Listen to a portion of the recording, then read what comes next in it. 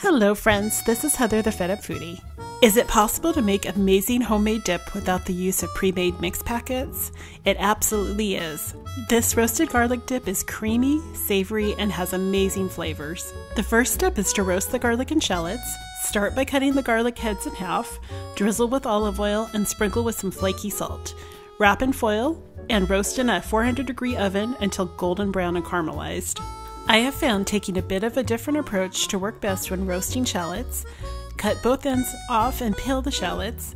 Heat a small pan with olive oil over medium heat. You are basically going to sweat and lightly caramelize the shallots for 3 to 5 minutes, and then continue roasting them in the oven for approximately 20 minutes. Once both the garlic and shallots are done roasting, let them cool slightly before making the dip.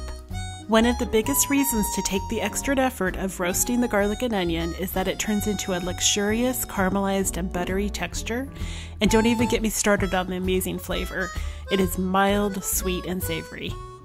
Now to a food processor or blender, add sour cream, mayonnaise, garlic, and shallots. Process until well blended. The next set of ingredients not only complements the garlic and shallots, but it also adds a umami flavor and brightness to the dip. It's important to note that if the lemon is unavailable, simply leave out the zest and replace the juice with red wine vinegar. However, if the lemon is available, I highly recommend to use it because of the bright citrus punch it brings to the dip. Also, if you enjoy a little more spice to your dip, then add either a half to 1 teaspoon of hot sauce or chipotle powder, or increase the red chili pepper flakes.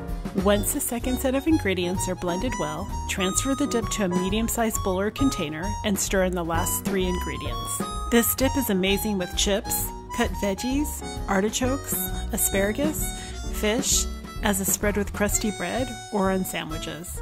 For more recipes like this and for weekly inspiration, make sure to head on over to thefedupfoodie.com and sign up for my newsletter where I share recipes and tips in helping to make cooking from scratch approachable.